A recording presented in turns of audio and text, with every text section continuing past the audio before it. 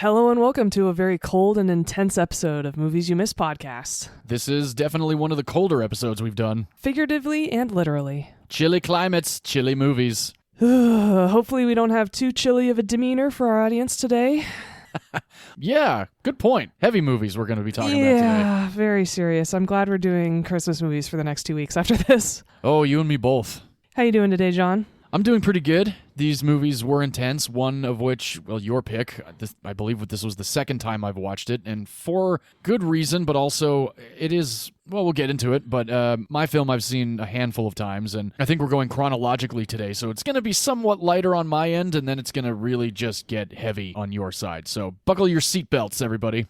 Well, thank you all for joining us today. We hope that you are staying warm wherever you are. And for those of you who are new to this podcast, we are John and Vee, two industry veterans who recommend movies to you without spoiling them.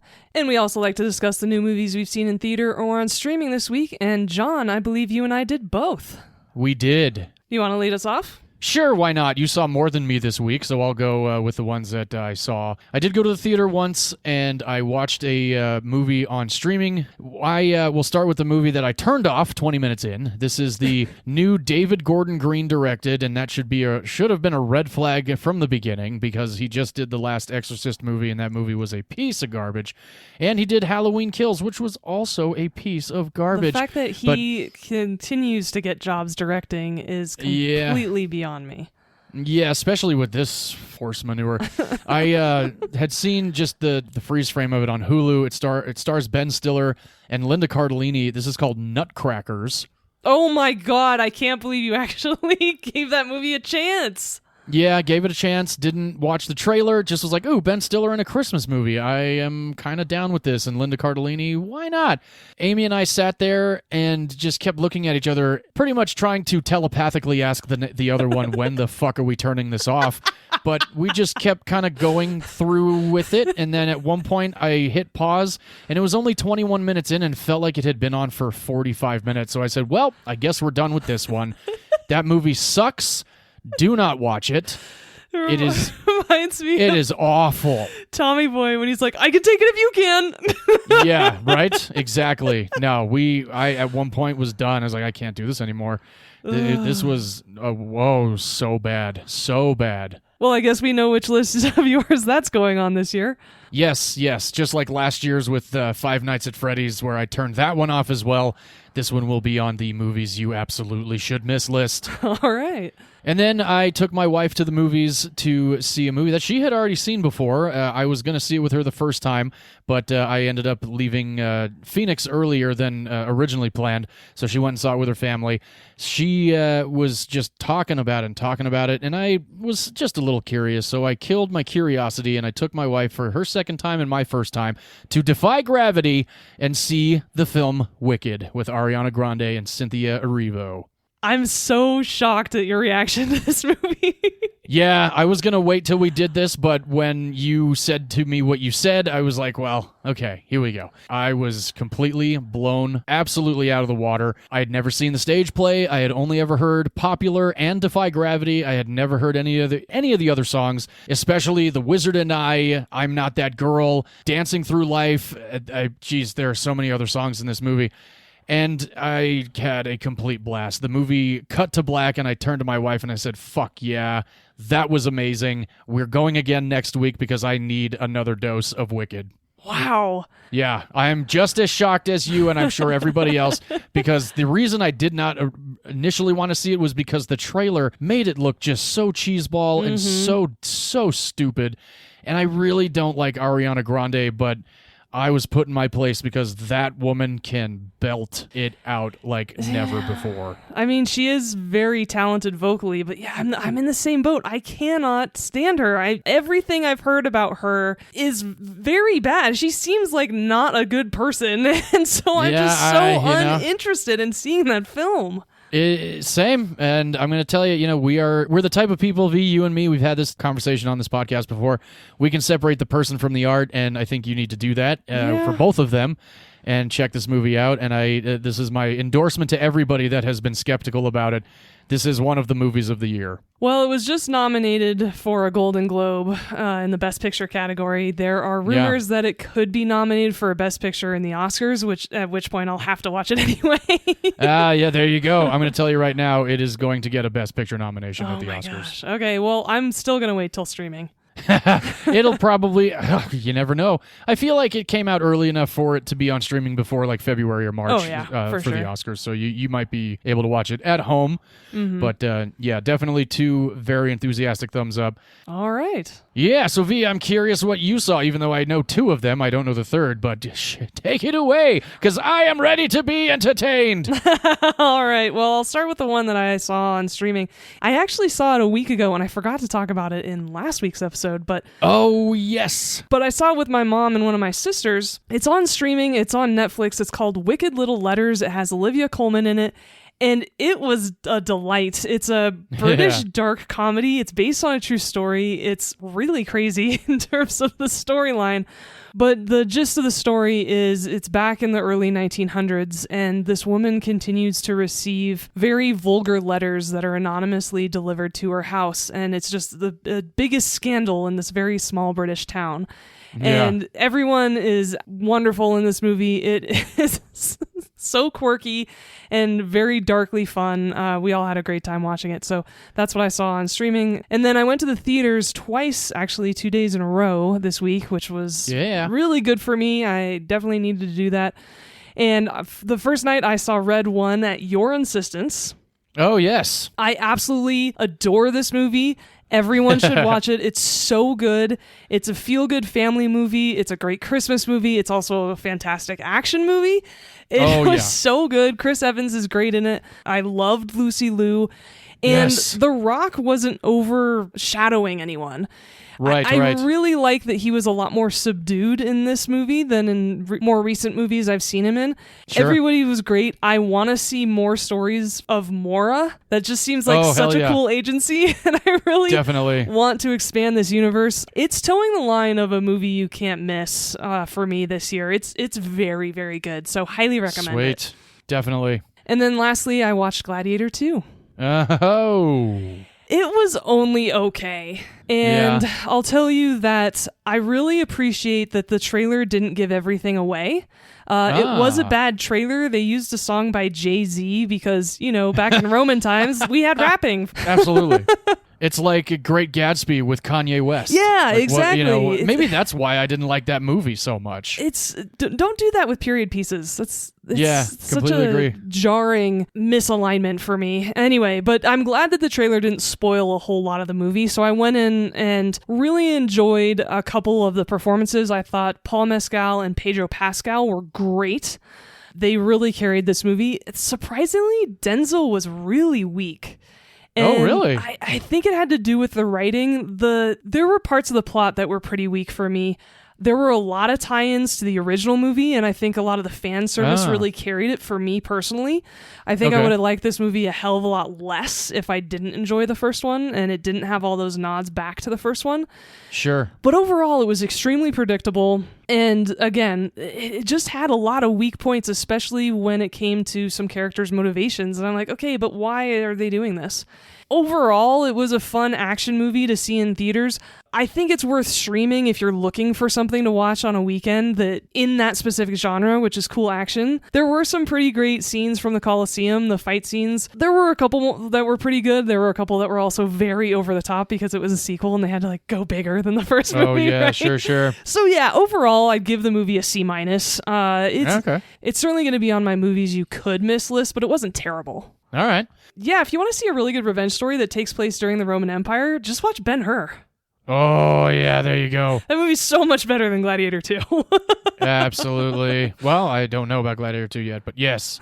I've almost seen it 2 different times now, and I think I am just going to go see it because I recently watched the first one, and my original opinion for that one still stands as a complete boring waste of 2.5 hours, but It doesn't mean that this one will be that way, but you never know. We'll see. And Wicked Little Letters, I remember I took Amy to see that because she had told me about it many months ago, and we just so happened to catch it on the last week that it was in town. Seeing that in theaters was a lot of fun, and I completely agree with you on Wicked Little Letters. Good. I'm so glad. Yeah. I need to rewatch the original Gladiator again. I haven't seen it in over 10 years. And I need to give it a rewatch because back in the day, I absolutely loved that movie. I remember seeing it in theaters. I was 16 with a high school boyfriend. Hey. We went to the Cloverdale Theater when it was still open. And I remember being a little bit too close to the screen. But I've seen it many times since then. And I used to love that movie. So I think I should give it another watch given it's been quite a long time. And man, you just ripping it to shreds. Now I'm curious if I don't think it holds up. Yeah, Gladiator, the first one, well, you know what? After I see the second one, you and I can get into it. Yeah, let's definitely revisit this conversation because then you'll also have the whole picture and we'll get to, I mean, maybe you're just going to have the opinion that they both suck. That's possible. It'll blow my mind if you think the second one's better than the first one, though, so we'll see. We'll see. All right, so that's what we saw this week. Yes, good times. All right, it's time for us to get a little bit serious. Thankfully, this is a black comedy, though, so at least your movie that you picked this week, there will be a little bit more levity in this conversation, I think. Black comedy is a great description for my pick this week. And we've actually discussed these directors before. Yes, we have, and we will continue to because they've made some fantastic films. They have. I look forward to discussing this one in particular this week. Why don't you take it away? All right, I shall. This film comes to us from 1996. This is written by the Coen brothers. This film is directed by Joel Coen. This film stars Frances McDormand, William H. Macy, Steve Buscemi, Peter Stormare, John Carroll Lynch, and Harve Personnel. Now, if you don't know any of those actors by name or the year that this movie came out, everybody, this is Fargo. Yeah. Oh, yeah. Yeah. This is Fargo. Yeah. Yeah. I'm going to say yeah a lot because that phrase is used 179 times throughout the entirety of this movie. And it's so funny because Amy's watched this with me. This is the second time Amy's watched this movie with me. And she's like, this has to be exaggerated. I'm like, okay, well, it probably is just a little bit, right? You know, the whole like, yeah, oh yeah. Like there's so many yeahs in this movie and the way they use it. But I started thinking about that documentary, Making a Murderer. I don't know if you ever watched that one. About they're all from Minnesota. Yeah. And every time they finish a sentence or begin a sentence, they always say yeah. And it's like, oh, okay. So this, I don't know, it felt very authentic to me while watching this movie. Every time I watch this movie, I'm just like, oh my gosh, they say yeah a lot. But it's so funny. The inflections of them all are just so very, very entertaining. So if you have not seen Fargo, again, yeah, is used a whole shit ton of times in this movie. This movie's centered on a bunch of different a handful of very eclectic characters. We are introduced to Jerry Lundegaard, played by William H. Macy, fan-fucking-tastically. Jerry is such a weenie. Oh, big time. The poor guy has unfortunately come into a bit of a pickle with having to pay back a whole assload of money to a car company that he borrowed $320,000 from. So what he thinks he can do is have his wife kidnapped because his wife's father is very wealthy and put out a ransom for her, get the money from his father-in-law, pay the kidnappers off, and then leave with a little bit of extra change and hopefully start to pay back this loan that he took out on these cars because he's a car salesman. He's an assistant manager at this car lot that his father-in-law, coincidentally, is also the owner of. So you can see a little bit of nepotism kind of going Jerry Lundegaard's way just a little bit. But with this trouble that he's put himself into, he needs money, he needs it fast. So, of course, what better way to get money from my father-in-law than to stage a kidnapping and get the money that way. I know, exactly. That's all you can really say is like, fuck, dude, come on. So Jerry ends up meeting up with Carl and Guerre, played by Steve Buscemi and Peter Stormare. The role of Carl Showalter, played by Steve Buscemi, was actually written for him by the Coen brothers, so that's pretty awesome. And it seems like a little bit typecast because a lot of Steve Buscemi's roles, he's kind of a similar character. Mm-hmm. So Jerry meets up with these guys, and he starts to kind of put this thing in place, kidnap my wife. I need this money from my father-in-law. I'll pay you guys off. Don't hurt her or anything like that. Just kidnap her for a couple of days, and we'll get you the money as soon as possible. So Jerry's very naive in thinking that all of this will literally be a cut and dry situation, where these guys will kidnap his wife, he'll get the money from his father-in-law, and he can pretty much get out of this scot-free, pay back this money that he owes, etc., etc.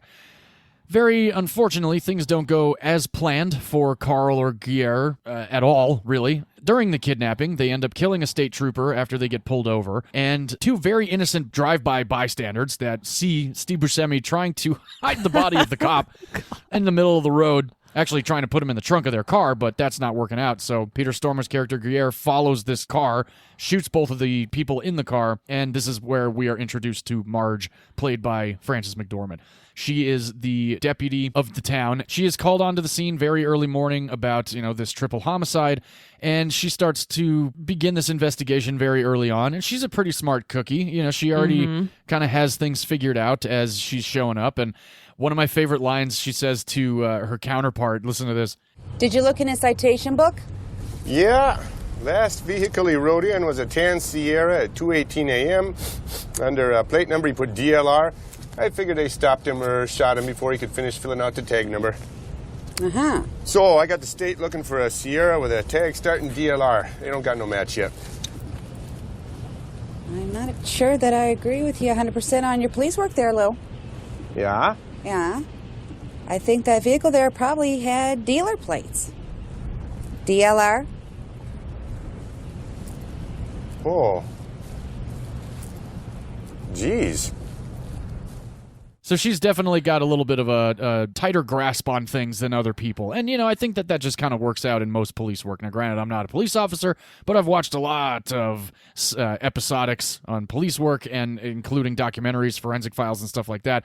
And there always seems to be one or two cops that are just a little bit farther ahead in knowledge on crime scenes and stuff like that. So Marge is definitely one of those people. Well, you're either going to have a smart cop or the crime isn't going to be solved, right?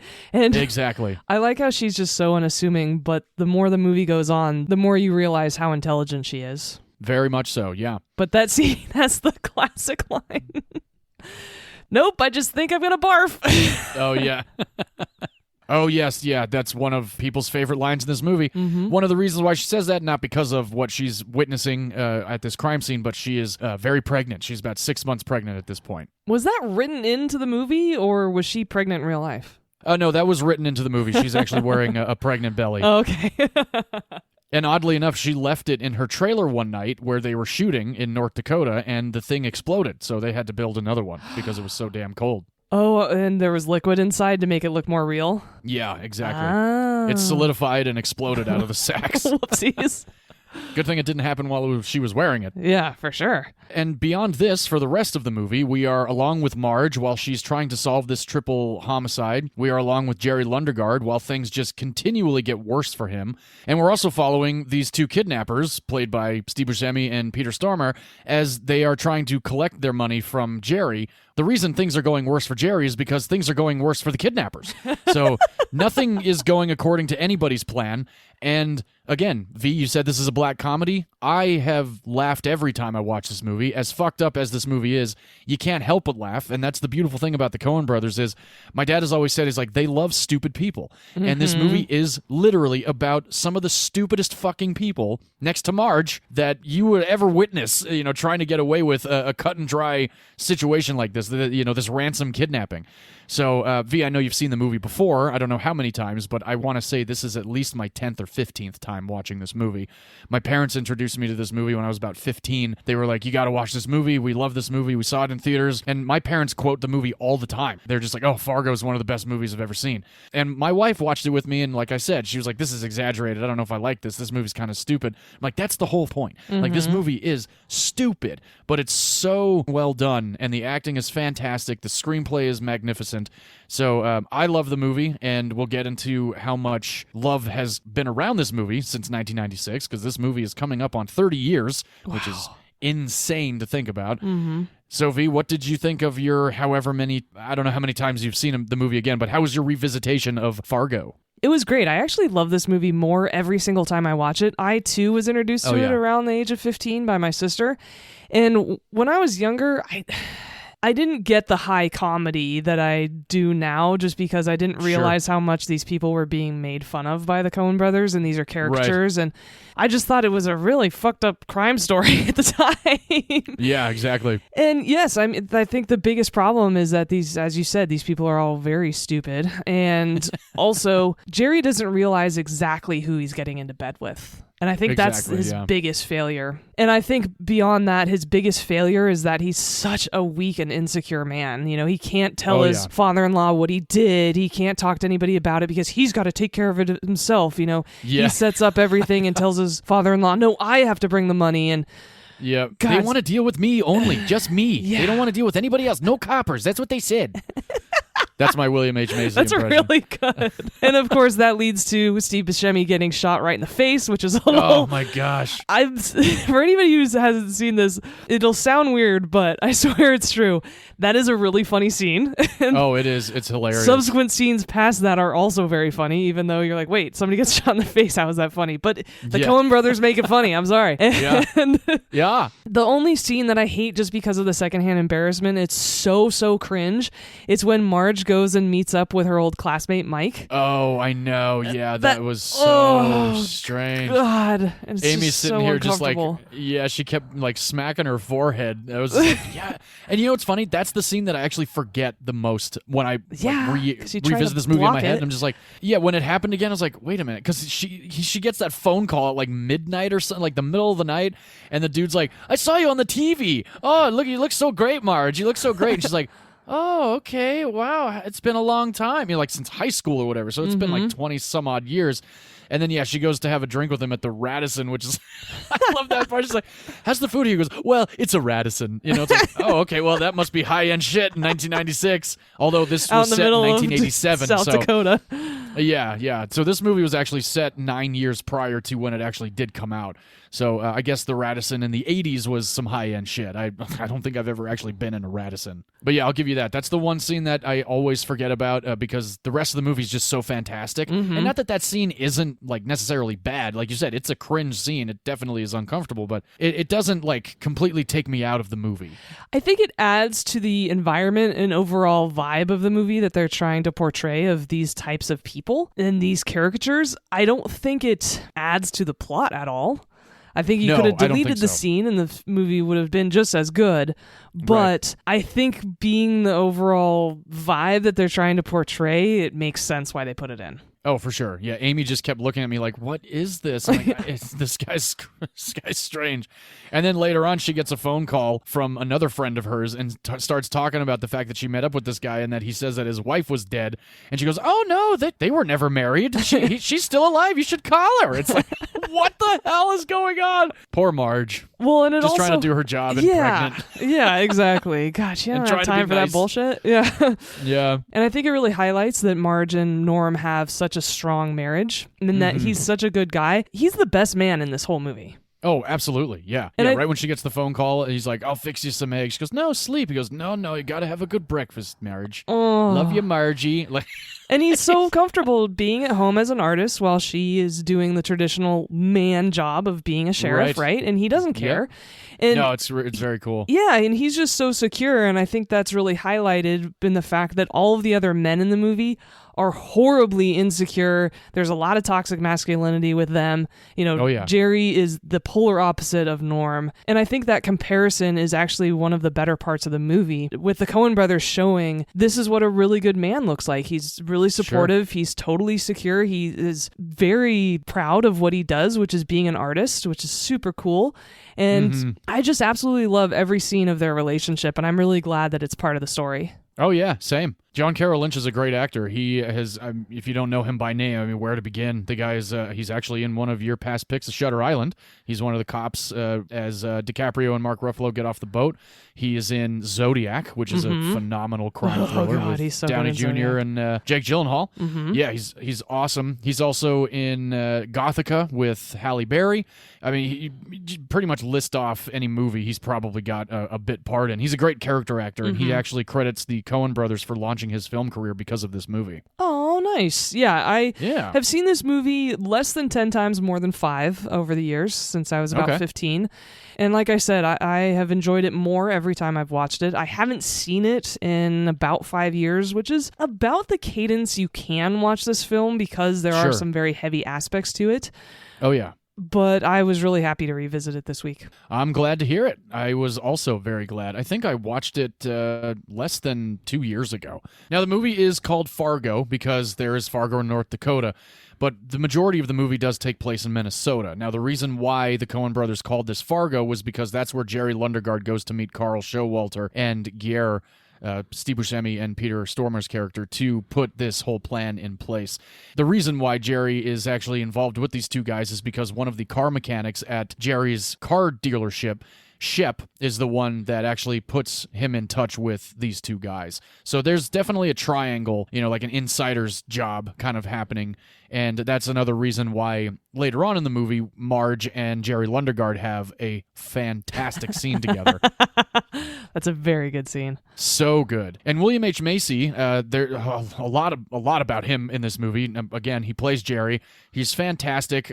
We are fans of William H. Macy. I've worked with William H. Macy on the show Shameless. I actually worked on season 9 of that show on Showtime. Very cool dude. And I absolutely love Wild Hogs. And I think you're a fan of Mystery Men. I'm kind of a fan of Mystery Men. My wife really likes that movie, No. Mystery Men. You're not. Okay. Sorry. Well, Amy's a big fan. No, it's Sorry. fine. No, it's totally fine. I liked But him in anyway. Air Force One. Oh, yeah. He's good in Air Force One. And he's great in a movie called Cellular with Kim Basinger and Chris Chris Evans from back in the day. Yeah. But anyway, William H. Macy, the stammering and stuttering and all of that stuff that he was doing was actually not ad-libbed at all. That was all actually written into the script. Wow. So, yeah, he pretty much followed the script to a T. And I've read a couple of the Coen brothers' screenplays. I've read The Big Lebowski. I've read Oh Brother, Where Art Thou? I got to try and get my hands on a copy of Fargo because I would actually really love to just read the screenplay itself. While reading Big Lebowski and Oh Brother, Where Art Thou, there's no improvisation from script to screen. Really? With the writing from the Coen brothers and what you see in the movie is pretty much all written down. Especially with The Big Lebowski. Every word of dialogue is written into the screenplay. Wow. There's no ad-libbing at all in The Big Lebowski. That is just a test. Oh, same with The Serious Man, which is a future pick of mine, which is one of my favorite Coen brother movies over the last 15 years. Just phenomenal writing, these guys. Absolutely spectacular. And that makes sense because this movie, we'll get into all of them later, but this was nominated for Best Original Screenplay. That's so impressive because it feels so organic when they're saying it, especially all the stutters. Oh, yeah. That it's incredible that they actually wrote all of that into the screenplay, and that also sounds very tedious, though.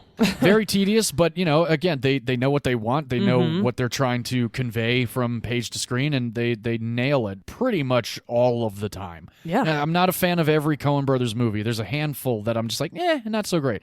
But the ones that are great are so great, and this is definitely one of those movies. And there's the scene where Jerry, after he comes home and finds that his wife has actually finally been kidnapped, he's in the kitchen and he's trying to figure out how to call his father-in-law, Wade, on the phone.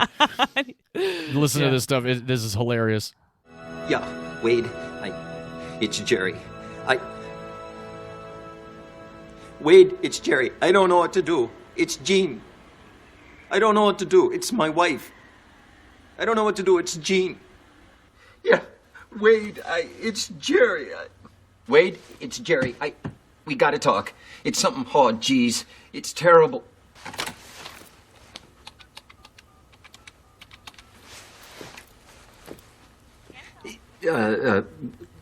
Wade Gustafson, please.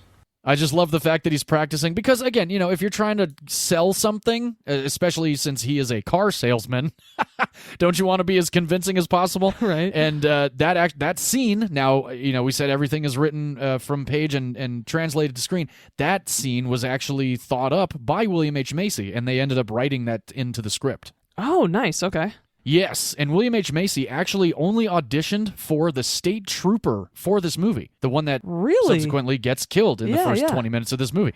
Yeah, so he didn't, obviously, get that role, which is great, but he also read for Jerry Lundegaard after auditioning for the state trooper, And for a very long time, the Coen brothers did not get back to William H. Macy about the fact that he might be or will not be cast as Jerry. William H. Macy begged them to actually give him the role. He felt that this was the role for him, that he was born to play Jerry Lundegaard, but I'm very glad that they did because Bill Pullman was in the running, and so was Richard Jenkins, and I don't think either of them could have knocked out this role like William H. Macy does. Bill Pullman exudes too much confidence.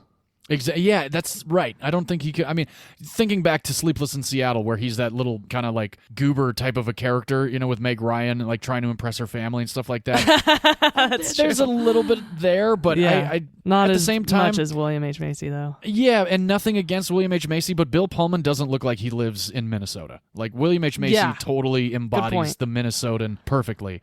And speaking of the Minnesota accent and the yaz and all of that, there was a book that all the actors read called Talking Minnesotan to work on their accents. So I also, when I was researching this movie, I went to Amy. I was like, look, see, they read a book called How to Talk Minnesotan. I don't think a lot of it is exaggerated as you think it is. Mm-hmm. And I'm going to stand by that. I'm going to be honest. Like, I don't think a lot of it is as exaggerated as a lot of people probably think. Especially that I got to tell you, one of my favorite scenes is when Marge is interviewing the prostitutes. That just is the editing in that scene and the dialogue back and forth between the two prostitutes and Marge is just so hilarious. Well, it's got that classic line in it too. Which one? He's kind of funny looking. Oh yeah, funny looking how? Like, I don't know, just funny looking. And nothing against Buscemi, he's kind of funny looking. My sister-in-law lives in the Upper Peninsula of Michigan, and my buddy Jared is from Minnesota, and his parents still live in Minnesota, and I've actually, outside of being friends with him, I've actually spent 6 weeks in Minnesota on a job. Oh, wow. I can tell you they talk like that. That whole area, they talk like that. What project were you doing in Minnesota? Oh, that was back when I was doing special effects work. Oh, cool. Yeah. The Coen brothers have actually described Minnesota as Siberia with family restaurants. Thankfully, I was out there in August. Ooh, all right. So it wasn't in September. too cold yet? No, it was gorgeous out there at the time. Very cool. Yeah. One scene in this movie that actually was shot during the day and not in the snow and the gloominess. And apparently Roger Deakins, who is the DP of Fargo, was very unhappy with that scene because he thought that it went against the mood of the entire movie. And I can understand that, but it really didn't take me out of it. I think the scene he's talking about is when they're at the car dealership, because every other time it's like snowing and stormy. Oh, yeah. It was hard for me to even think of it, which means for me it wasn't sticking out like a sore thumb. So, yeah, I agree with you. Yeah, exactly. Peter Stormare in this movie, can you guess how many lines he has, V? 3. He's got 18. Oh, God. It seems You're like off by 15. Doesn't talk at all, though. Not at all, no. There's apparently a whole lot of Swedish-style towns in Minnesota, so during breaks for Peter Stormare, when he wasn't shooting, he would go and visit these towns, and he said that they actually felt more Swedish than actually being in Sweden, and he said that they were really respectful of the Swedish culture in Minnesota. So I'm very curious. I'd actually kind of like to take a road trip now. Yes, similar to Polish immigrants, that whole area of Minnesota, Wisconsin, Michigan has a lot of immigrants that settled there from those countries. The best bakery I've ever been to is a Swedish bakery in Michigan. No shit. Mm-hmm. Awesome. Well, that's cool. Yeah. Now I'm even more curious about it. When this movie wrapped, Peter Stormare decided to start a band. And I'm going to have to try and see if they're on Spotify. That's and so the random. name of the band, very random, but the name of the band is fantastic. Blonde from Fargo. Oh my gosh. I really wish he would have named his band the Wood Chippers. Oh, that would have been pretty damn good. That would have been a great metal band name. We're the Wood Chippers. Yeah, that's I a like good point. That. That's cool. We're going to have to check out Blonde from Fargo to see what kind of music it is, because I actually wasn't able to find out if it was like punk or not, but Peter Stormare, something tells me, is very off the wall. Yeah, I would think it was more experimental, something we aren't really familiar with. Yeah. Maybe there's some clips on YouTube. I'm sure we can find something. Yeah. I mean, we're going to have to look it up and share it to our social media for those that are curious just like us. Mm-hmm. There's a scene in this movie where Carl and Jerry are on the phone, and Carl is biting into Jerry about the fact that they need to finish this deal. He needs to be paid. Blood has been shed, etc., etc. And Carl says to Jerry, in exactly 30 minutes, this deal needs to be done. And oddly enough, right after that line is said, The remainder of the movie is exactly 30 minutes. Nice. I love it when they do that. Yeah, pretty badass. Production began on January 22nd of 1995. This movie came out on April 5th of 1996, so a pretty quick turnaround. Very well-received movie. This was the first movie in 20 years that Harve Persnell was actually cast in. He plays Wade Gustafson, who is Jerry's father-in-law. And he was mostly in TV, and then in 1996 he got cast in this movie, and then in 1996 he was cast in a Bill Murray movie that I love that will be on this podcast in the future, starring not only Bill Murray but Keith David, Larger Than Life, and then Harve Persnell was in one of my favorite Adam Sandler movies, Mr. Deeds. I don't know if you ever saw Mr. Deeds. I never saw Mr. Deeds, but I know Harve Persnell because he was in the show The Pretender that was in the mid-90s that I was a fan of. Oh, okay, cool. And he's a great actor. I love him in this movie. I think he was a fantastic choice. Now, V, I know you like to do these lists every now and then, but this is one of those highly rated movies that I'll do a couple of these. This is on the AFI Top 100 Greatest Movies list. Mm-hmm. It is also on the 1001 Movies to See Before You Die list. Not surprising. Not at all. Out of the IMDb Top 250, this movie is number 176. Nice. Number 175 is Catch Me If You Can. And number 174, a past pick of mine that I had you watch with me here, that you said was one of the most traumatizing film experiences of your life. Trainspotting was number 174. So Trainspotting is ranked higher than Fargo. A lot of people like Trainspotting. It makes sense. I know, they do. And oddly enough, number 170 is another movie with Frances McDormand that you do not like, but I like quite a bit, starring not only Frances McDormand, but Sam Rockwell and Woody Harrelson, 3 Billboards Outside of Ebbing, Missouri. Yeah, I saw that movie in theaters. I did not enjoy it. I did too. I really don't know why. I think I might have to pick it so we can have a really heated discussion about why you hate it and why I like it. Sounds good.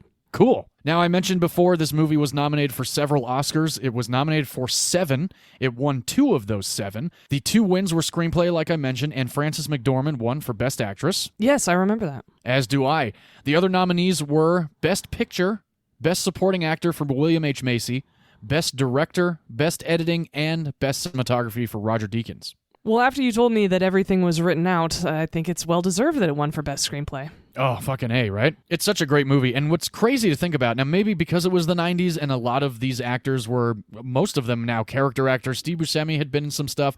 Frances McDormand, very little. William H. Macy also. This movie had a $7 million budget. I can see that, actually, especially because back then, none of those people were that famous. And right, yeah. The Coen brothers, I mean, this was what put the Coen brothers on the map. So Definitely. it's understandable that this was more of a quote-unquote independent movie. Yeah, absolutely. I mean, before this, we had Blood Simple and Raising Arizona, so this one was definitely the one that launched them to cinematic stardom. We also got Burn After Reading, which was a past pick of mine. Oh Brother, Where Art Thou, like we mentioned just before. A Serious Man. There's actually a really great movie called The Tragedy of Macbeth with Denzel Washington that they did with Frances McDormand. Great movie. Your past pick, A Ballad of Buster Scruggs. Mm-hmm. I was not a big fan of this movie in particular. I just did not like it. I have been meaning to revisit it, but I really did not like Inside Llewyn Davis or True Grit. Again, not a big Western guy, but I do love No Country for Old Men. Intolerable Cruelty was not that bad if you've ever seen that one. No, it was not that good. And then, of course, The Big Lebowski, another one of their fantastic staples, and a movie that I am definitely going to have to put on the list because it is a great insider industry movie, Hail Caesar. Such a hilarious movie. I haven't seen Hail Caesar yet, but I did not like True Grit. I do like the original better. Oh, yeah. And I just think it's funny that if this movie would have been made 2 years later, we would have picked Coen Brothers movies exactly 10 years apart for every decade because Ballad of Buster Scruggs came out in 2018, Burn After Reading came out in 2008, and Yep. Fargo came out in 96. We were so close. Oh, look at that. That would have been pretty cool, though. Yeah. Close enough, though. Close enough. Totally. So on a $7 million budget on an April 5th, 1996 release, the domestic box office was $24.6 million. Okay. And the worldwide gross was $60.6 million. I guess that's pretty good for 96. I was thinking it would have grossed more. I would have thought it would have grossed more too. I think it was one of those movies that did really well in theaters, but then like completely took off on video rentals and video sales. Oh, yeah, true. So it was like a major. I mean, this movie came out when I was in elementary school, and friends of mine were like, "Oh yeah, I just watched Fargo with my parents. That movie's crazy." And that was at a time where I couldn't watch movies like that yet. And I remember Nor when I should did you finally have. see Kids it. in elementary school should not have seen that movie. No, I agree. There's definitely some violent moments. You know, again, every parent raises their kids differently, and it always cracks me up when I talk about a horror movie with my friend Angie, and she goes, "Oh, well, I saw that movie when I was like 6." And I was like, "What the fuck?" Wow, okay. So that is Fargo from 1996. Fantastic film. We seem to both still very much enjoy watching. It is a revisitable movie, like you said. I think every 5 years. I think every 2 years maybe for me, if I'm really wanting to just shake my head and laugh and just look at how stupid these people are. And the year 1996 I have done before a few times. The highest grossing film in 1996, a past pick of mine, Independence Day. Mm-hmm. Number 2, another past pick of mine, Twister. Number 3, Mission Impossible. Number 4, another pick of mine, The Rock. Nice. Number 5, The Nutty Professor. Number 6, Ransom. Oddly enough, we are talking about a movie with a ransom, but I have not seen the Mel Gibson Ransom. I hear it's a great movie. Mm-hmm. Number 7, a future pick of yours, V, with Nathan Lane and Robin Williams, The Birdcage. Oh, and Gene Hackman. Yeah. Number 8, A Time to Kill. Number 9, the live-action 101 Dalmatians. Oh, that's such a cute movie. Yeah, it's not bad. Number 10, The First Wives Club. Number 11, another future pick of yours, V, in our Arnold Schwarzenegger guilty pleasure movies, Eraser. That came out in 96? Yes, it did. Oh my god, why did I think that movie came out in 2001? I don't know, but I kind of am with you. It feels like it would have come out then. Yeah. Okay, good.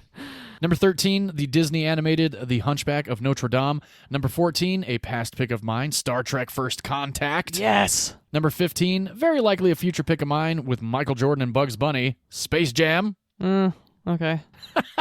Number 16, Mr. Holland's Opus. Number 17, Broken Arrow. Number 18, Jerry Maguire. Number 20, Courage Under Fire. Number 21, Jack. Number 22, a past pick of mine, one of the best horror movies from the 90s, starring Bruce Willis, Brad Pitt, and Madeline Stowe, directed by Terry Gilliam, 12 Monkeys. So good. Number 23, Executive Decision. Number 24, Primal Fear. Number 25, a past pick of mine during our Christmas month, Jingle All the Way. Which is actually a great film. It is a great film. Number 27, Sleepers. Number 28, another past pick of mine, starring Dennis Quaid, Pete Postlethwaite, and the lovely Dina Meyer, and the voice of Sean Connery, Dragonheart. Yeah!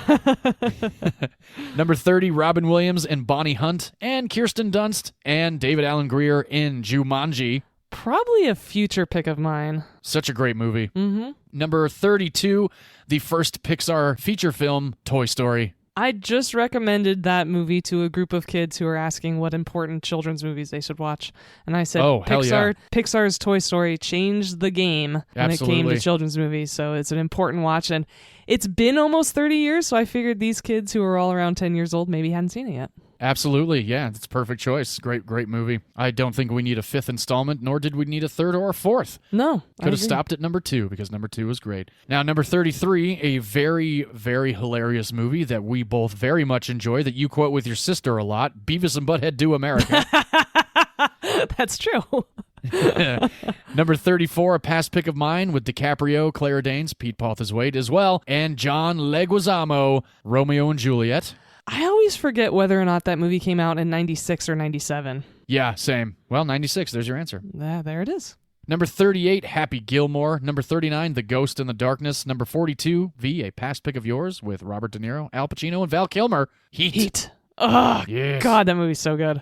So good. Number 45, Tim Curry and the Muppets, Muppet Treasure Island.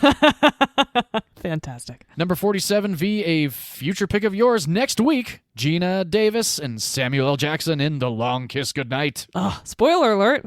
Telling a our little bit, audience but that's what I okay. picked. Yeah. Oh, fine. should I not? No, it's fine. I don't care. Okay. Number 48, a movie that changed most young men's ideas on Demi Moore, Striptease. Oh, dear God. Number 58, V, a past pick of yours, James and the Giant Peach. Mm-hmm. Another Pete Postlethwaite movie. That's right. Oh, yeah. Number 60, what was going to be my matching movie with All the President's Men, Tim Burton's Mars Attacks. Even though we both like that movie, it wasn't the right week for it. It definitely was not, but it will be on this podcast at some point in the future. Mm-hmm.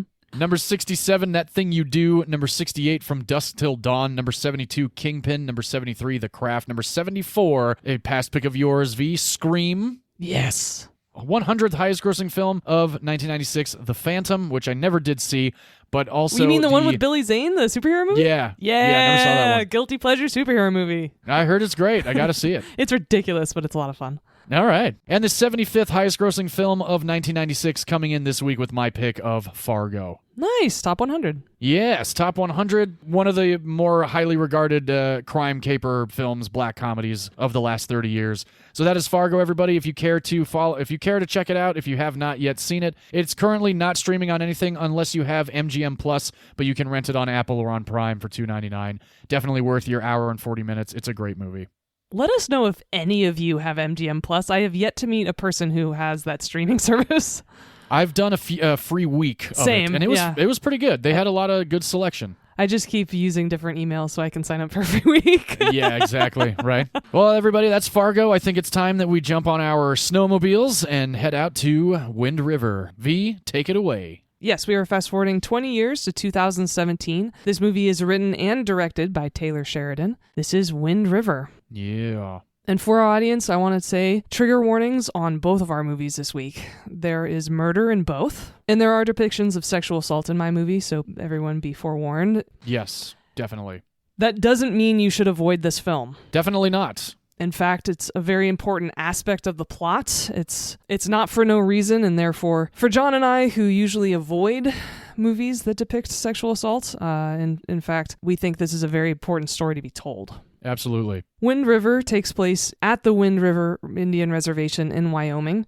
It is a real place, and it is also the 7th largest Indian reservation in the United States. And in fact, when I was working in Alaska, I was at the only piece of land that is rightfully owned by Native Americans in the United States. So this wasn't an Indian reservation that I was on. It is owned by them. Oh, wow. This piece of land, this island out in Alaska. So I had to go to the Tribal Affairs office in Alaska in order to get a work permit to do my job when I was out there a couple months ago. No kidding. Yeah.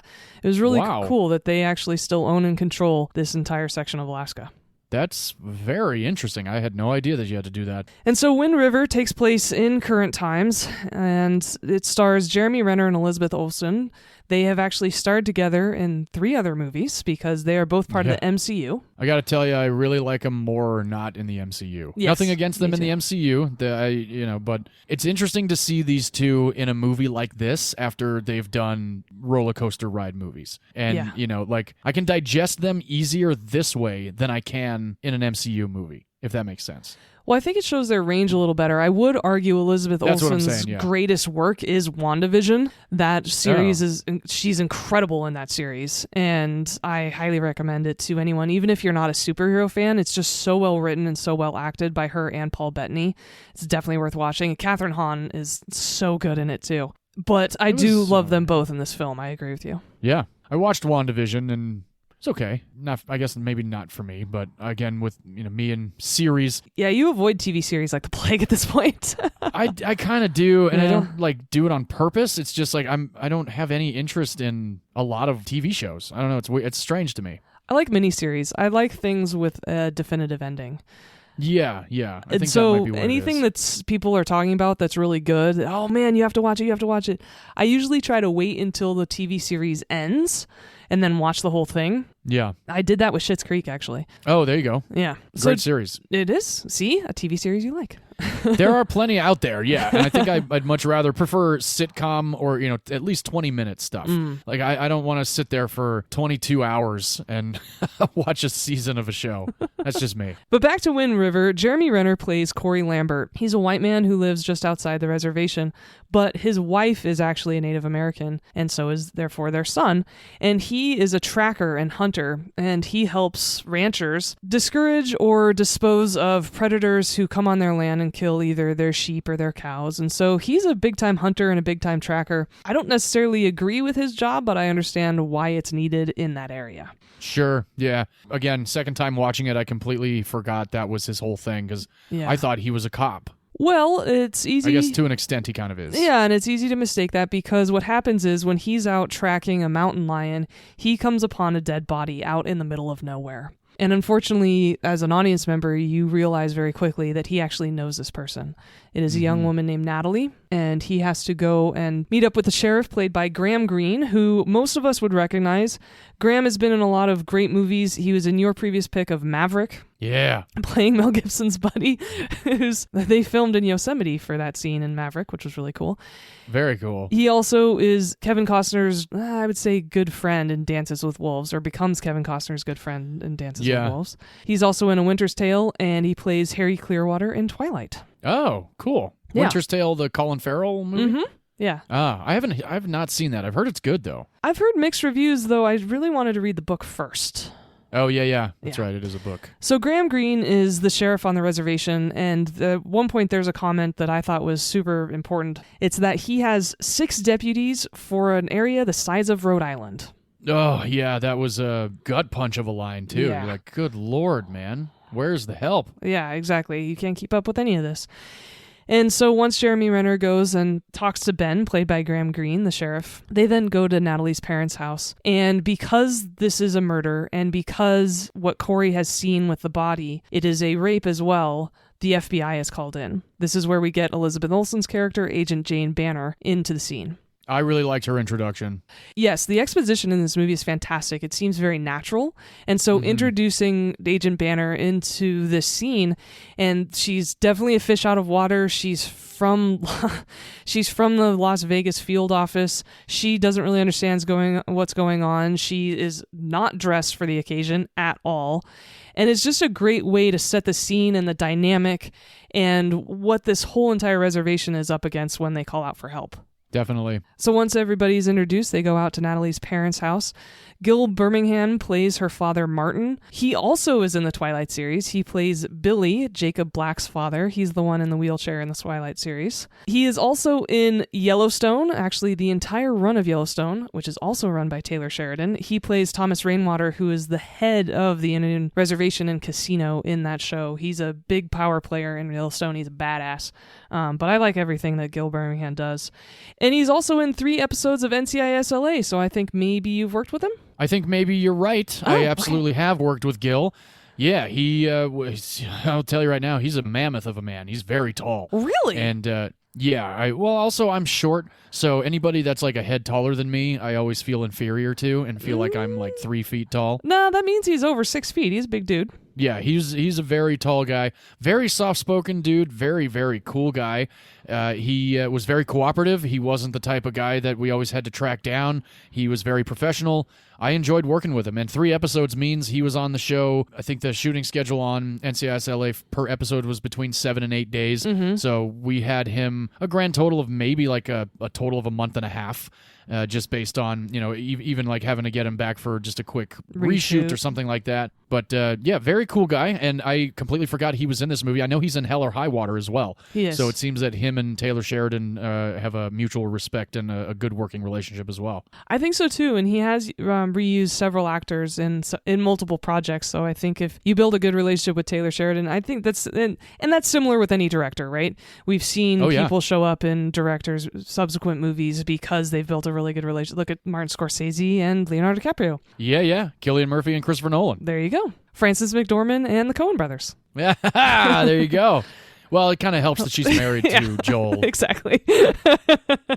So back to Wind River, they go and tell Martin the horrible news, and God, there are so many scenes in this movie that'll just kill you. They're just so heartbreaking, and they're so raw, but I think they're treated with such deference and respect. There's nothing over-dramatized about this film, and I think that's really the deftness of Taylor Sheridan and his skill level. And we find out that Corey, played by Jeremy Renner, has also previously lost a daughter. And the conversation between Corey and Martin, oh man, it breaks your heart, but it's so good at the same time. I think it's so important for anybody facing grief. I think of people who have dealt with serious grief in their lives would feel kind of comforted by this movie in a lot of ways. I would agree with that. And so once they leave the house, they need to bring Agent Banner up to the scene. And once she's able to view it, she tells them, well, let's get the coroner in on this and let's get some more help out here. And she and Corey discusses the location of where they're at.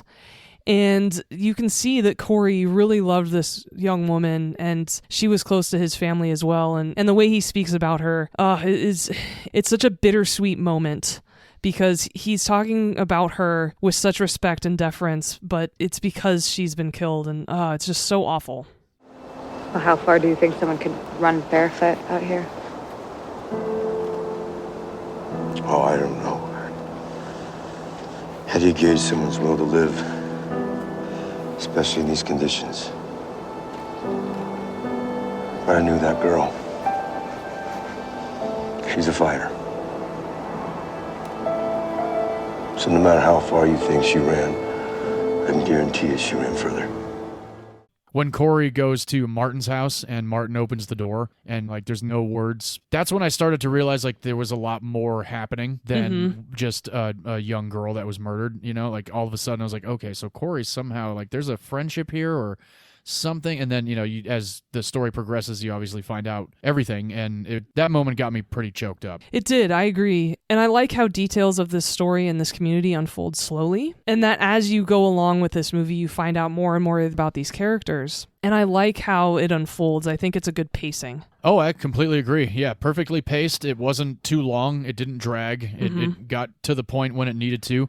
I think it was like an hour, 47 minutes. I think that's the perfect length for this movie. And the last half hour of this movie is just so intense and just fires right at you. And God, the last half hour of this movie is worth the price of admission in and of itself, beyond the fact that the other hour and 15 minutes is also fantastic.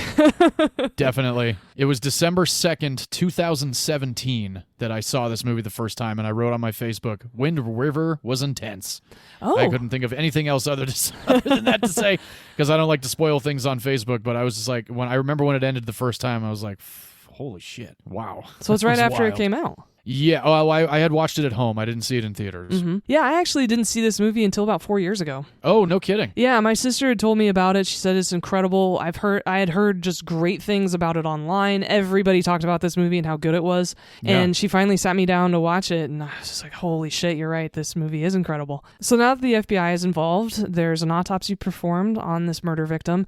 And unfortunately, because she died out in the middle of nowhere due to exposure, the coroner actually can't list her as murdered. And so now Elizabeth Olsen's character, Jane Banner, is stuck in the middle, because when she tells the FBI field office that this isn't in fact a murder, technically, they will pull her out and not send anybody to help. But the coroner can't do anything about it because he's technically correct, right? And so what happens then is that these three people, Corey, Agent Banner, and Ben, the sheriff, decide that they are the only ones who can take care of this. And nothing punctuates this more than a quote by Ben. Shouldn't we just maybe wait for some backup? Well, this isn't the land of backup, Jane. This is a land of you're on your own. So for the rest of the movie, these three are investigating this murder, because it is in fact a murder, on this reservation out in the middle of nowhere, Wyoming, in the middle of winter when it's deathly cold, pun intended, below freezing, and this is just such a heavy, realistic, important portrayal of what it's like out on the reservation, trying to solve crimes, trying to get help, how dangerous it is for women. I absolutely love this movie. It's so hard to watch. I've only seen it 3 times, but it's so important to watch as well. It's based on a true story because it's based on a conglomeration of many stories like this. And this was very important for Taylor Sheridan, and I'm so glad he made this film. Definitely. So, John, how was your revisit of Wind River? It was a revisit, that's for sure. Yeah. After I had seen it the first time, I actually did not plan to ever watch the movie because of the sexual assault that takes place. I tend to steer clear of movies with that kind of theme because a lot of times I feel like it's, oh, let's get real crazy and make this even more fucked up. Yeah. And, you know, just for shock's sake, right? Pushing the envelope, yeah. Yeah, with no addition to the story. So I a lot of people, including female friends of mine, had been posting about it, like, Wind River is so fantastic, Wind River is amazing, the writing's great, the acting's fantastic. And I would always write to them, like, yeah, but there's rape. Like, how is that something that you feel comfortable watching, you know? And they're like, well, with a movie like this, it makes sense. It's something that is not glorified. It's nothing that's trying to, again, push the envelope, it's not there for shock value. It's there for a purpose of the story. And I took that very to heart because every woman I talked to too said the exact same thing. Mm-hmm. And they always recommended me to watch it. Like, you really should watch it. I think you'd really like it because they know the types of movies I like. So I was like, all right, you know what? I'll give it a shot. And I sat down, I watched it, and holy fuck, was I completely blown away. I had seen Hell or High Water already, and I thought that was a great movie as well. So when I finally did see Wind River, when it ended, I believe I kind of did my usual, got up and paced around and just like took a couple deep breaths. And I just hadn't revisited it since, because not only for the aspect of, this sexual assault sequence, but just it was one of those movies that, and no disrespect or anything, I think it's a good one-timer maybe for a lot of people. Could have been a good one-timer for me. Had you never put it on the list, who knows if I ever would have watched it again, truthfully. But it is a very well-done movie. Watching it this time around, I actually texted you because it was $3.99 to rent or $4.99 to own. Well, gee, what did I do? I $4.99 it to own. Yes. So when it ended, I was like, worth the extra $1. I like to own it. Who the hell knows when I'll be like, oh, yeah, let's sit down and watch Wind River. I want to show this movie to Amy. Amy might actually enjoy it. So watching it this time around for the podcast and just being able to sink my teeth into it a little bit more, I really respect the movie. I respect the production of the movie. I can only imagine how fucking cold it was for the production. I'm sure you'll get into that in a minute. Mm-hmm. I don't know if this was nominated for any Oscars like Hell or High Water was. I'm sure you'll also get into that. But cast was fantastic. Everybody was believable. And the cool thing about this movie, other than Jeremy Renner and Elizabeth Olsen and Graham Greene, everybody else is essentially a character actor. Like there's, and we got John Berthenol. Like he, of course, we've talked about him many times. He's a fantastic actor. And he wasn't in this movie so long where it's like, okay, so yeah, a name is in this movie. Now, granted, again, Jeremy Renner and Elizabeth Olsen are definitely the names, and Graham Greene as well. But I think similar to Fargo, and other movies where the character actors are the ones that carry the movie, it's kind of how it happens here, because that autopsy scene, that coroner, he was fantastic. Like, I loved the back and forth with him and Elizabeth Olsen's character. I thought that was, and I'm sitting here and I'm just like grabbing my pillow, like, you fucking prick. Like, like that you have to list this as a homicide, but he's like, I can't do it. Like, that's just ridiculous. Got to follow a protocol, right? All of the actors that play the drugged out guys that they go in and get at the trailer, that sequence, I screamed so loud during sequences of this movie because I forgot. I mean, there's one moment in this movie beyond the sexual assault that I remembered that was engraved in my brain, but I forgot how it actually got to that point. So when it actually went down, I felt like I had been shot in the chest. Like, I literally was like, oh fuck, like it just came out of nowhere. And there's another, and going back to like 13 Days and subtle transitions, there's a fucking fantastic one in this movie too, when Elizabeth Olsen knocks on the door and then we meet John Berthenol. I thought I was there, I was like, okay, so he'll come to the door. No, that was the best. Like, that was just such a great twist of characters. And overall, definitely, like, I give it like a 9.5 out of 10. Like, this is a fantastic fucking movie. Definitely an important movie, especially like you said, this does happen in the real world, and the title card at the end of the movie was the biggest gut punch for sure. It did make me want to watch Killers of the Flower Moon again. I haven't seen that one since theaters, so it definitely got me thinking, like, what else can I read? Like, how can I be more aware of these types of things going down in the world, in certain parts of the country that we live in. So very important film. Highly recommend to anybody that isn't too squeamish. Yeah. It's not graphic in an overly bloody sense in terms of like a Quentin Tarantino kind of film.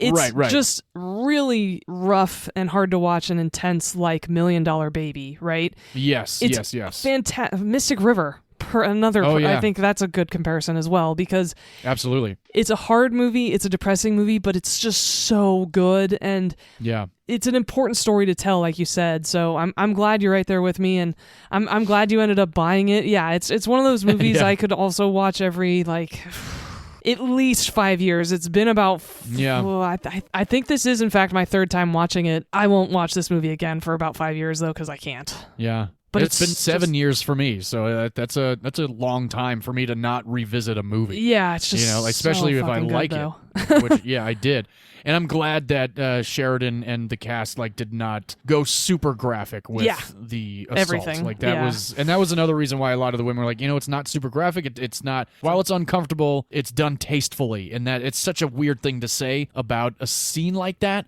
But I think you're describing it appropriately, though. Okay, cool, good. And Kelsey Aspel plays Natalie, the murder victim in this film. If any of you watched Taylor Sheridan's big hit Yellowstone, you will recognize her because she plays Monica Dutton, Casey's wife in the TV show. Oh, very cool. Julia Jones plays Wilma, Carrie's wife. She was Leah Clearwater in Twilight, so that means that Graham Greene played her father in the Twilight series. Oh, wow. Yeah. So there were 3 people in this movie who were in the Twilight series. Yeah. And Tantu Cardinal plays Alice, Corey's mother-in-law, Wilma's mother. She is in Dances with Wolves. She, in fact, plays Graham Greene's partner in Dances with Wolves, his wife. Oh, very cool. Yeah, speaking of Killers of the Flower Moon, she's Susie Q in Killers of the Flower Moon. She plays the mother in that. Oh, yeah. She's also in Legends of the Fall, a bunch of episodes of Dr. Quinn Medicine Woman, and a movie that's very good called Smoke Signals. Oh, cool. I remember Smoke Signals. I never saw it. She was in she was in a show with Colby Smulders that was on very short-lived. I cannot remember what it was, but Amy and I watched it, and Colby Smulders was a detective. Oh, she's a private investigator. That's right. Yeah. I loved that show called? so much. They canceled it because of good. COVID. It was so fucking good.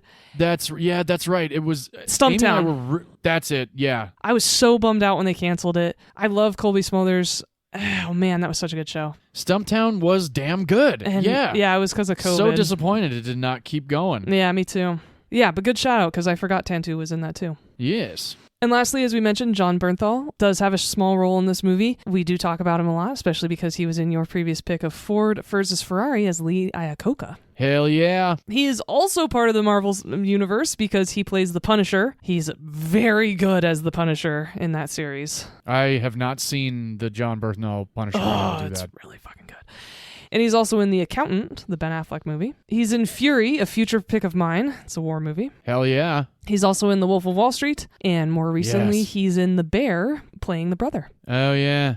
I stopped watching The Bear. It's just way too high anxiety for me. I was not having fun watching that show. It's not a good show. I disagree with that. Right out. I disagree. No. It's there's no acting in that show. They just yelling? scream at each other all fucking day.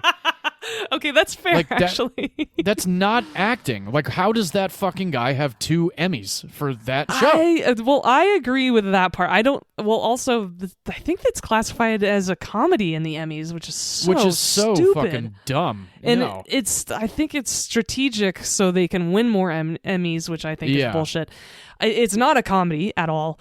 And No. I disagree that he should have won 2 Emmys. 'Cause I don't think the performances are warranted for Definitely Emmys. not. It's just there's too much anxiety. I just wasn't having a good time watching that show. I watched the first season completely, and the second season was coming out. I was just kept avoiding it, and I was like, I don't enjoy myself watching that show. Yeah, we watched season 1 and 2, and then we started season 3. And season 3's first episode was a montage episode of seasons 1 and 2. The show hasn't been on long enough to warrant a montage episode. Yeah, it's like here's our first 10 episodes again for you. Like, why? Like, ugh. And I understand people in the that are cooks and work in kitchens are like, oh, that's how it is. I'm like, you know what? I've been in a lot of kitchens and I've never seen anybody act the way that these fucking people act in a kitchen. No, apparently I was working at the wrong restaurants because of all the service industry experience I haven't been screamed at like that before. No, definitely not. But anyway, we're not here to talk about the Bear, even though we could continue talking about how terrible it is. No, we're talking about Wind River. Yes. Which is a gorgeous movie, too. There's a lot of beautiful exterior shots. A lot of big landscape shots, which makes sense. We are placed in Wyoming, which, in fact, it was filmed partially in Wyoming and partially outside of Park City. Yeah. Which is funny because this film premiered at Sundance. Perfect. Ben Richardson was the cinematographer on this film. He also was the DP on The Fault in Our Stars and Beasts of the Southern Wild, which is also a beautiful movie. Very cool. Yeah. Yeah, Beasts of the Southern Wild is like super underrated. Very good movie. Mm-hmm. Yeah, it should be on our list at some point. Yes. Yeah. And as I said, Taylor Sheridan wrote and directed this film. He also has been the showrunner on Yellowstone, Tulsa King, Mayor of Kingstown, which also stars Jeremy Renner, which is very good. I've heard that's a good one, too. He was the writer and the director on Those Who Wish Me Dead. Oh, yeah, that's Angelina Jolie, right? Mm-hmm. And he was also... I haven't seen that one yet. Oh, okay.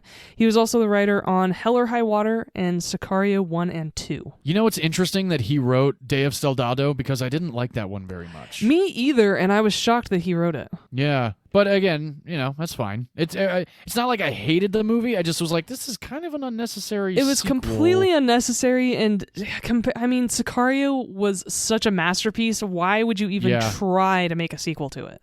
Definitely, yeah. The comparisons will always be there, and it's such a high bar that you're just setting yourself up for failure, I think. I completely agree. But Wind River is, in fact, the final installment in Taylor Sheridan's American Frontier trilogy. That's what he calls it. Sicario is first, Hell or High Water is second, and Wind River is third. And they were released in sequential years, 2015 through 2017. Oh, very cool. Yeah. And Jeremy Renner was, in fact, Taylor Sheridan's very first choice for the lead role. Awesome. Which I wholeheartedly agree with. I looked up the 2018 nominees for Best Actor. There isn't room for him in the 5 slots for Best Actor, but I think he was so good in this role. The subtlety of his emotions. He is, in fact, a very good actor. He didn't have much to do in the MCU. He's just a regular dude, not a superhero who shoots a bow and arrow.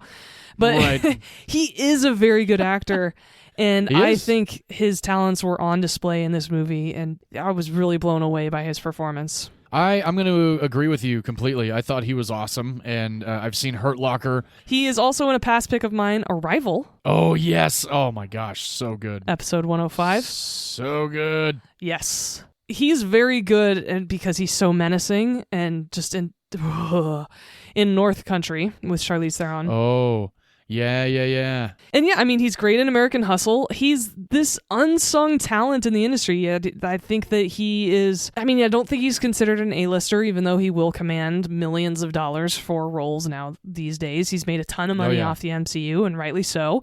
But, he's not up there in terms of the super famous people that immediately come to mind when you talk about Hollywood, right? No. He's just a great working actor who is delivering consistently. I'm a big fan of his. I am a big fan as well. And like I said, he was Taylor Sheridan's first choice, but ironically, he was busy shooting Arrival at the time.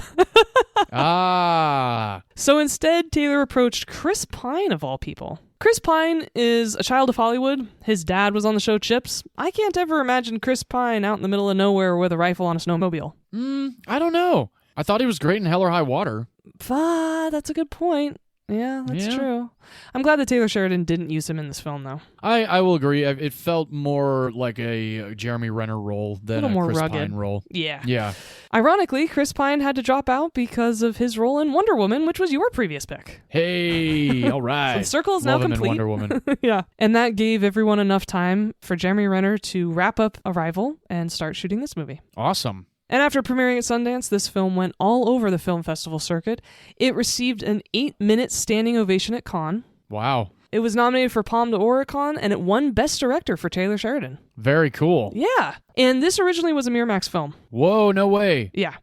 And after news broke of the kind of person Harvey Weinstein was, that he was a big sexual predator and a giant piece of shit, yes, that all broke in late 2017, right around when this movie was about to premiere. Oh, wow. And be released in theaters. Taylor Sheridan called the interim chairman, David Glassner, and said, the company will remove its logo and any production credits from the film for all post-theatrical airings. Miramax will agree to turn down any future compensation from its release, and in return, Taylor Sheridan wouldn't bring them to court. Oh, wow. Glassner agreed immediately. Which that's awesome. Says a lot about Taylor Sheridan as a man and as a film director and as a person. But can you imagine if this film came out and it was a Miramax production that had a Miramax on the front? Yeah, that would be something else. How hypocritical that would be. Absolutely. I'm so glad Taylor Sheridan did that. Yeah, round of applause for that. That's awesome. Yeah. During the course of the shoot, Taylor Sheridan was visited on set by some Shoshone tribal leaders. They told him that at that time, there were 12 unsolved murders of young women on a reservation of about 6,000 people. Jeez. Due to a 1978 government ruling, the Supreme Court stripped tribes of the right to arrest and prosecute non-natives who commit crimes on native land. Wow. So if neither the victim nor the perpetrator are native, a state officer can come and make the arrest. However, If either the victim or the perpetrator are Native American, then it gets into this horrible quagmire where there isn't jurisdiction for anyone. Whoa. And so it is a complete jurisdictional nightmare. It chokes up the legal process on reservations to such a degree that most criminals go unpunished indefinitely for serious crimes. That is due to a 1978 Supreme Court decision. And when Taylor Sheridan was making this film, he asked his assistants to research some crime statistics for him regarding crime against Indigenous women. After 3 months, his assistants came back to him and said, there is no data. And so Taylor Sheridan said, then that is our statistic. Damn. So that is why the title card at the end of this movie says, while missing persons statistics are compiled for every other demographic, none exists for Native American women. No one knows how many are missing. So insane. That is why this movie is so important. That is why, despite it being a difficult watch at some points, it's worth watching. It's worth talking about. And John, I'm glad you said that it piqued your curiosity to learn more about this issue that needs to be discussed more often. I highly recommend the podcast Missing and Murdered. Ah. It focuses solely on missing and murdered Indigenous women. Oh, wow. That is a great place to start. I highly recommend everyone learning more about this. This is something that should not be happening in this country. I completely agree. It's pretty ridiculous that it's happening at all. So that is Wind River, written and directed by Taylor Sheridan in 2017. The budget was $11 million. In the U.S., it grossed $34 million. And worldwide, it grossed $44 million. So it did very well. Yeah. It's won 17 awards in various film festivals. Awesome. And right now, you can watch it for free on Pluto TV, but I highly recommend you rent it because Pluto TV has commercials. Oh, yeah. And this is not a movie to have commercials in. Nope. That is absolutely correct. No need for advertisements when you're trying to get sucked into a movie like this. No, not like this. And so you can rent it from most streaming services, though. Highly recommend it. I own it, and now so does John. Yep, just pay that extra $1. And those are our picks for our Winter Crime episode. Very good picks this week. Agreed. So, John, would you watch Fargo with your grandma? Oh, yeah, my grandma had seen Fargo once or twice. My Nice. grandma was a fan. Yeah, absolutely. It's a good family-friendly film. No, God. Not at all. No. Would you, V, watch Wind River with your grandmother? My grandmother, who was the sheriff. I would Oh, watch it yeah. with her. Yeah. I've watched it with my sister. I want my mom to watch it. I don't think my dad could. Similar to the both of us, really avoids movies with this kind of content in it, rightly so. Sure. Yeah. He has 4 daughters, so makes sense. But Big time. I think anyone 16 and above could watch these films. Yeah, I would give you the. Yeah, definitely. I would say Wind River would be a good movie to watch in high school, like in a class setting. If you had something like that. Although classes were like an hour, so you'd have to pause it and No, all that actually, kind of stuff. But so we had classes. So on Tuesdays and Wednesdays, our high school broke up our 7 different classes.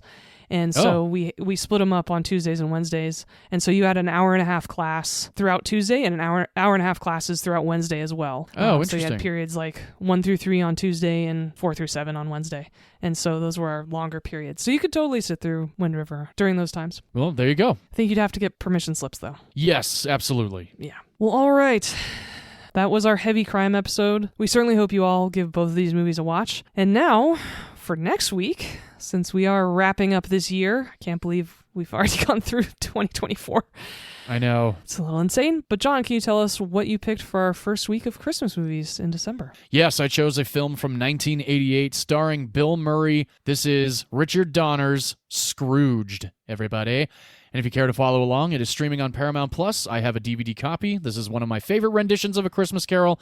And it is my tradition here at Movies You Miss Podcast to discuss renditions of A Christmas Carol. So again, it's on Paramount Plus if you care to follow along. Great. A movie I saw for the very first time last year. Yes, I can't wait for you to revisit it. I watch it every year and have for the last, 25 years. Wow. Okay. Yeah. And V, what are you choosing? What Christmas Carol rendition are you choosing? Instead, I'm following my own tradition that I established 2 years ago on this podcast, which is every first week of our Christmas movies, I choose an action movie. Yeah. And so for this year, I chose the Gina Davis, Samuel L. Jackson starring A Long Kiss Goodnight. All right. I have not seen this one. Oh, I can't wait to introduce you to it then. I'm excited. This movie's from 1996. I grew up watching this film with my father. It's a badass female-led action movie. Highly recommend it. It's free to stream on Pluto TV, or you can rent it for $3.99 from all the streaming services. Looks like I'll be renting it for $3.99. All right. Well, we hope you all tune in next week for that episode. Thank you all for joining us this week. And we wanted to let you know that we have started building out our YouTube channel. So you will find all of our past episodes in audio form on our YouTube channel, but also we've started uploading movie clips from our episodes that we discuss, mention, or play during our episodes. Hell yeah. So please subscribe to our Movies You Missed Pod channel on YouTube. And more video and content will be released in the coming months, so stay tuned for that. Please rate, review, and subscribe to our podcast on your favorite podcast app. And of course, join us on social media at Movies You Missed Pod to start a discussion with us. And as most of you know, we like to end our podcast with film is a form of art, and in art, every opinion is valid, except if you think it's acceptable to have no crime statistics on missing Native American women in this country. The most important except if you think we've ever had. Thanks, John. Absolutely. Until next week, everyone. Bye-bye. Cheers, everybody.